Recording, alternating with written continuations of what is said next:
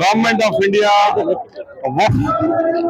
Bill కొత్త bill తీసుకొచ్చి పాత బిల్లు రద్దు చేసి ఈ కొత్త బిల్లు ముస్లింస్ లకు ఈద్గా గాని మసీద్ గాని దర్గా గాని ఖాన్ఖా గాని మరి ఇవి అన్ని వక్ఫ్ ప్రాపర్టీస్ అంటే ఇది ఎక్కడో ప్రాపర్టీ కాదు, ఎవరో ఒక డొనేట్ చేసే ప్రాపర్టీస్.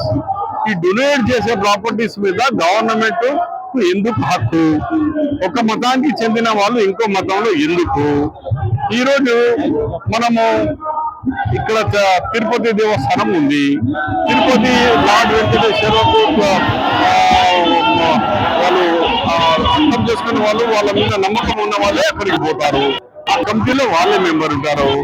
సాయిబాబా అక్కడ మహారాష్ట్రలో కమిటీ చేసినారు, సాయిబాబా మీద ఫేత్ ఉన్న వాళ్ళే ఆ కమిటీలో ఉంటారు. అలాగే ముస్లిం ఇన్స్టిట్యూషన్స్ లో వాళ్ళకు ఫేత్ ఉన్న వాళ్ళు ఉంటారు. దాంట్లో గవర్నమెంట్ ఎందుకు ఇబ్బంది? గవర్నమెంట్ అలా ఎందుకు చేతి పెట్టాలా? దాంట్లో ఒక మతానికి ఇంకో మతాన్ని ఎందుకు పెట్టాలా?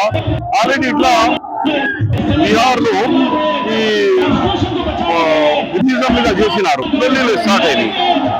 భారతదేశంలో అభివృద్ధి దశలో తీసుకుపోవాలా మోదీ గాని రోజు అంటున్నారు మేము మన ముస్లిం అభివృద్ధి అంటున్నావు. అవునా? మన హిందూ అభివృద్ధి ఏవా? యువకులకు పనులు ఇచ్చినవా? హిందూ సోదరిమణుల గురించి ఏమైనా అభివృద్ధి కార్యక్రమాలు పెట్టినావా?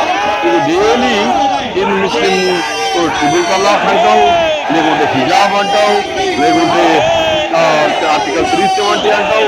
పొద్దున లేస్తే ముస్లింస్ మైనారిటీ మీదనే దృష్టి ఉంది. కానీ మరి 80% హిందూ సోదరులు ఉన్నారు కదా, వాళ్ళ మీద కూడా దృష్టి పెట్టాం, వాళ్ళ అభివృద్ధి కూడా చూసుకో. అదే ఏ వెళ్ళి అయినా మేము కూడా అంటున్నాము, మా సోదరులకు మా యువకులకు వ్యతిరేకత పోవద్దు. పీస్ఫుల్ గా నేను సుప్రీంకోర్టులో కేసు చేసినాను. నేనున్నాను, 16 తారీఖు ఉంది. ఈ రాష్ట్రంలో కేసులు వేసిన ఇండియాలో నేను కూడా ఉన్నాను. సుప్రీంకోర్టులో పోతున్నాము.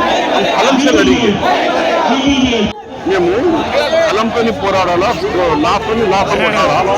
దాని తర్వాత కాకుంటే కాంగ్రెస్ ను మజబూత్ చేయండి, కాంగ్రెస్ ను డెవలప్ చేయండి. కాంగ్రెస్ వస్తే విత్ ఇన్ 1 hour మళ్ళీ మంచి చట్టాలు తీసుకుని ఈ చట్టాన్ని రద్దు చేస్తాం.